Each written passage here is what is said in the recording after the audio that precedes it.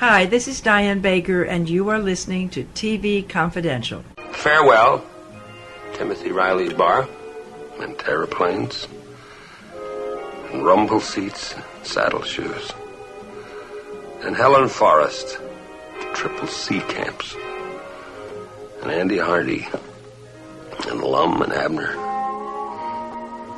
and the world champion New York Yankees. Rest in peace, you age of innocence.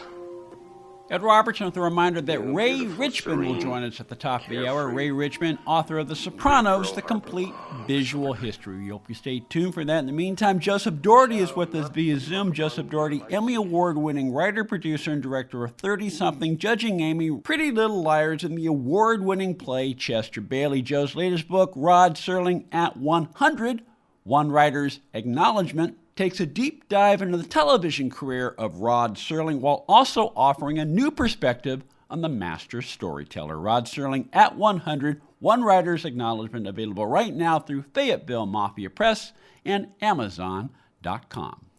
A couple of things before I forget. Talking about conflating memory. This is one of the fun things you write about in the book. When you wrote 30-something, you often winked to the audience and winked to Twilight Zone fans. You would often, it was not unusual for you to take an episode of a Twilight Zone episode or a clear reference to a Twilight Zone episode and work that into the title of your 30-somethings. You wrote an episode of 30-something called A Stop at Willoughby. Mm-hmm.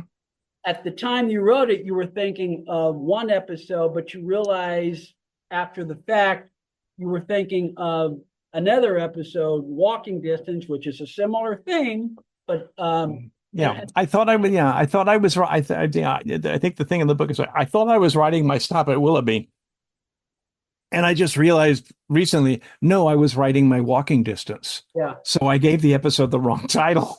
But see, that happens a lot. You know, that happens a lot. And the funny thing is, I was more familiar with A Stop at Willoughby because of the famous ending. Yeah. I do not remember seeing Walking Distance until I saw it for the first time a few months ago when I watched the show in its entirety. And I have to say, as much as I like James Daly and as much as I like the ending of A Stop at Willoughby, Walking Distance is the superior episode. We can superior, inferior, but I just love the fact that they are like warped mirrors of each other. Yeah. It's like, again, where are we going? Listen to this. Second chances, comeuppance. These are the two places that Rod liked to live in. Well, we should at least mention this briefly because you reference this several times in the book and you spend at least one chapter talking about it. You had a chance to adapt The Velvet Alley, right? HBO.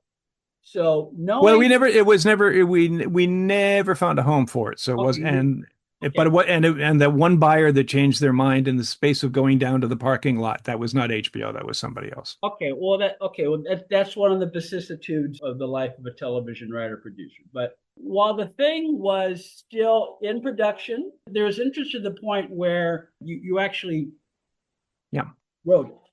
You went back to Serling's script for the Purple Testament, which is another script that is considered one of the best things he ever wrote for Twilight Zone. What was it like for you to have an opportunity to adapt one of your hero's works for television? First and foremost, it was a chance to actually, you're not supposed to write on spec, and I'm sorry, I confess. I wrote the script because I wanted to know what it was like. But to actually have in my hands, and this was a while ago before any of the scripts were being published, to actually have the typescript, his typescript, a copy of it, and to see how spare it was on the page, because it was a script for a live television piece. So all the dialogue was like triple spaced. The action was minimal. Walks through the door, hits him in the face, and half the page was white. Half the page is blank, just so people could write all over it. The sparseness of the page startled me. because I was not, my apprenticeship as a writer was not in live television.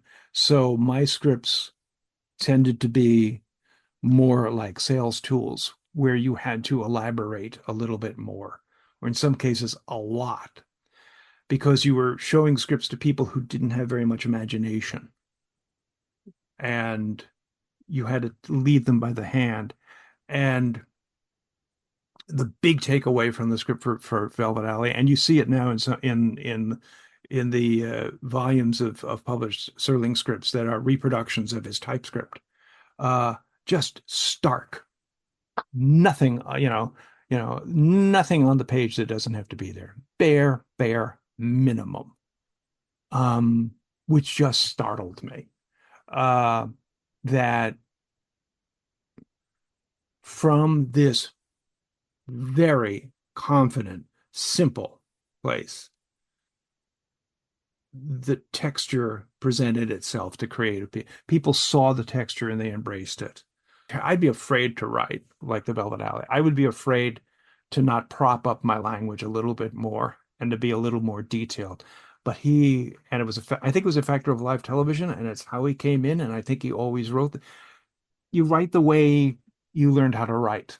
And he stayed in this on the page, what even the most verbose and lowercase l literary dialogue, it's just there. Well, even typeface. I'm thinking aloud here, because you touch on a little bit his early career. I believe he wrote copy or advertising copy for a radio or television station. It was a radio station. He was a staff writer at a radio station. Okay. He wrote everything. Okay, now, and again, it's disposable because a lot of cases it's advertising and stuff. But to be able to write a 30-second piece that hits all the notes you have to write in order to sell the product or market the event or so forth, that takes skill to be able to compress, to come up with a complete thought in a limited amount of words and limited amount of time. I have to think that served him well when he entered television.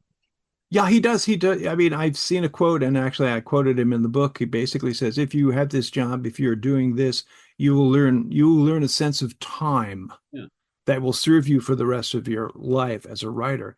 But he goes on in the same quote to say, however, it is a soul-sucking job, which will drain all the energy you need to do the writing you want to do. Yeah. So it's a double-edged sword. But no, I know it's true. It's as a playwright, my experience as a television writer has helped me, because I can go into a rehearsal room at a play, which is a different universe from rehearsing the film. But I can go in there and I can listen to a scene and I can just say, well, I need to do this to the scene. And I've actually had directors and stage managers and actors just astonished that I can treat the page as a piece of plastic. Speaking of plays, we mentioned this a little bit earlier. Joe has another play in production as we speak. Well, we know we had a brief run. We had a lovely run this summer. Okay. At People's Light Theater in Pennsylvania. I've had a pretty good summer as a playwright, a pretty good year as a playwright. I've had a couple of readings and I had a production okay, the summer production was your second collaboration with the great David Strathairn. It was, yes. And actually the production happened because David wanted to do the play. So it was just great synergy. And actually I felt like, it was really just, it could, that kind of stuff can spoil a writer. What's it like to work with David Strathairn?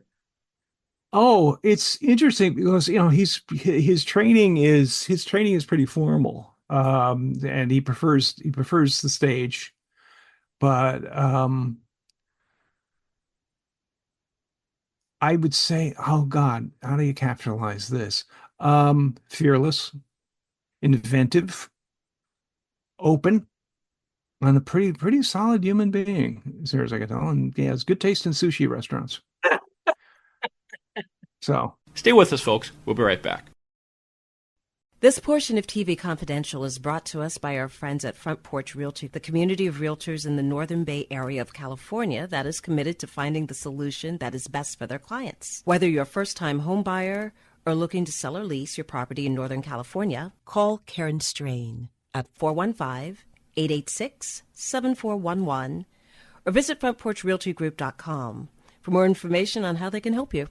One more item. If you're starting a company, particularly one that is in an emerging market, you know that averting any sort of legal dispute is crucial to your business plan. Our friends at Tectonic Law offer an array of services that can help you avoid and preempt future litigation while also developing and protecting your intellectual property and intangible assets. Tectonic Law serves the needs of a host of emerging industries throughout California and beyond, including industrial designers, beverage makers, artists, farmers, retail stores, health practitioners, wellness experts, cosmetics manufacturers, nonprofit organizations, innovators in sustainable practices, and libraries.